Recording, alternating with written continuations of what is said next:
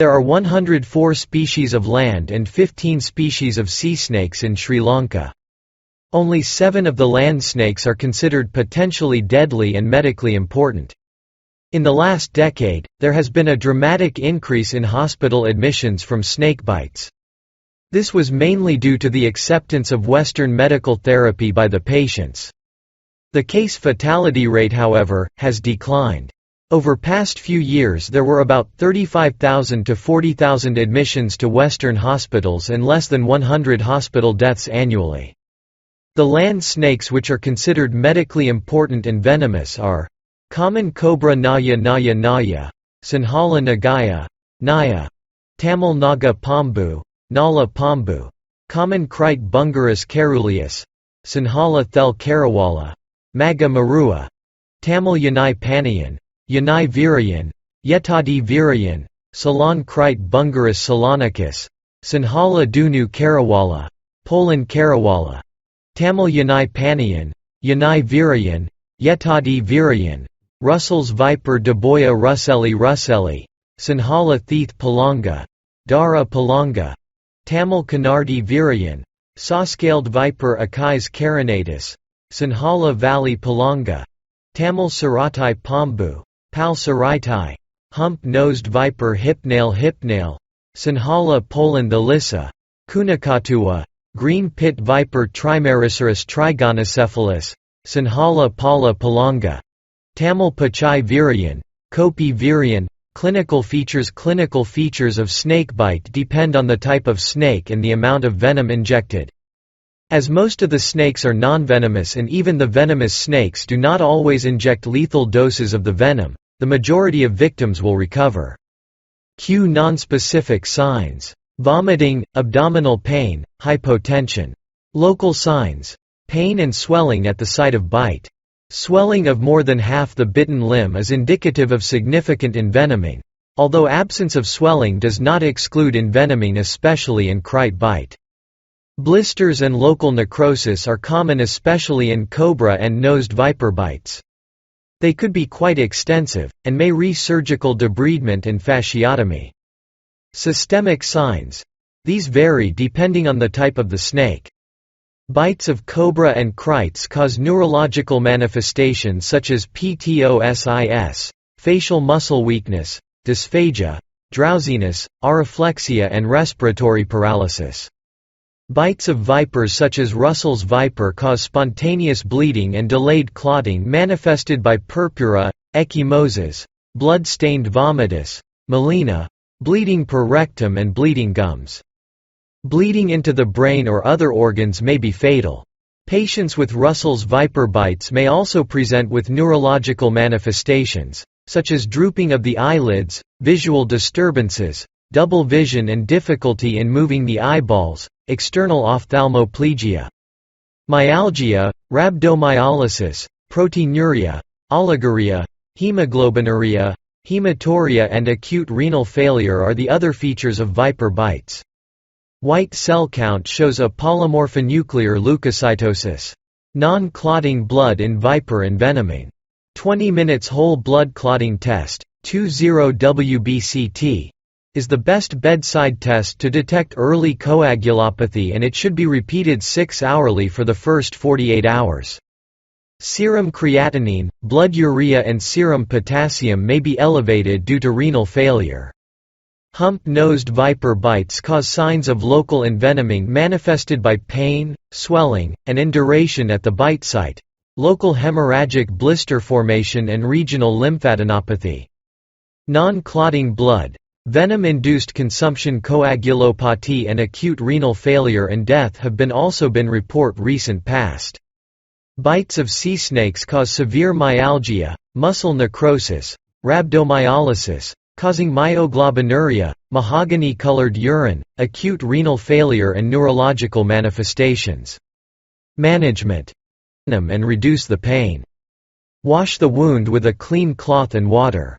Do not perform suction or incision of the wound. Remove accessories such as rings and anklets before local swelling takes place. If the snake is brought to the hospital, identify whether the snake is venomous or not. If the snake is not available or no one has seen the snake, Look for fang marks, local swelling, tenderness and spontaneous bleeding. The presence of fang marks does not necessarily mean that any venom has been injected. Give paracetamol to relieve pain.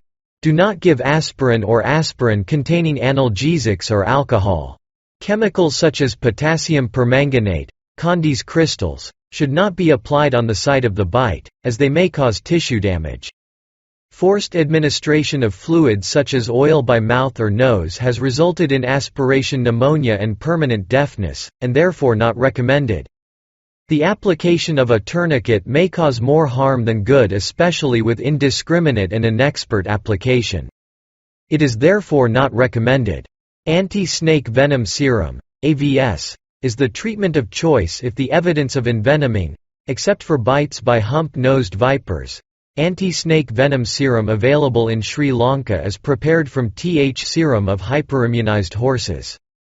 It is imported from India, and is raised against the venom of Indian Russell's viper, Indian cobra, Indian kite and saw-scaled viper. It does not work against hump-nosed vipers.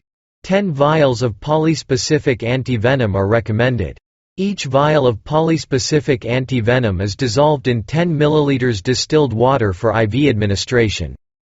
Give 100 ml of dissolved anti-venom diluted into 200 ml of 0.9% sodium chloride, as an initial dose, when there is an indication, for example evidence of systemic envenoming. Indications for anti-venom serum. When there is evidence of systemic envenoming, incoagulable blood detected by 20 WBCT, prolonged clotting time, spontaneous bleeding, neurotoxicity and Russell's viper bites. When there is evidence of neurotoxicity, impaired level of consciousness etc. in cobra and kite bites or nonspecific signs such as neutrophil leukocytosis etc. 20 WBCT. This is a simple bedside test. 20 minutes whole blood clotting test, 20 WBCT, should be done if there is no evidence of spontaneous bleeding. Take 1 ml of blood to a dry, clean glass tube and leave it undisturbed for 20 minutes. At the end of the 20 minutes if the blood is not clotted, then there is severe hypofibrinogenemia. This simple test should be done before and after the administration of AVS, and repeated 6 hourly until it becomes normal. AVS should not be used for hump-nosed viper bites even in the of severe local swelling and pain, incoagulable blood and SPO bleeding. In suspected kite bites, give AVS early, before the onset neurotoxicity. Do not give AVS even when bitten by a venomous snake, if there are no signs of envenomation. Full blood count, renal function tests and liver function tests should be performed. Administration of AVS. Contents of each AVS vial should be dissolved in 10 ml of water for injection. The reconstituted serum should be clear. Adrenaline 0.5 ml of 1 to 1000 solution should be available in a syringe prior to the administration of AVS. For an average case of envenoming, 100 ml, 10 ampules, of AVS is used initially. Add 100 ml into 200 ml of 0.9% sodium chloride and give slowly as an IV infusion over 1 hour. Watch for any reaction such as fever, chills, itching, urticaria and bronchospasm. Children should be given the same dose of AVS as adults. If there is a history of allergy, 2 IV lines of 0.9% sodium chloride are set up initially, one for the AVS and the other in case an anaphylactic reaction occurs. Stop the AVS infusion if a reaction occurs. Give adrenaline 0.5 ml 1 to 1000 solution IM, chlorpheniramine maleate 10 mg IV and hydrocortisone 200 mg IV. These should be kept ready for injection before antivenom therapy. Restart the antivenom infusion once the anaphylactic reaction is controlled. Increase the rate of infusion progressively. In a severe shock state, adrenaline given sublingually with a gauge 26 needle can be life-saving, 0.5 ml of 1 to 1000 solution. Prophylactic adrenaline should be used only for selected patients who have a high risk to develop sensitivity reactions.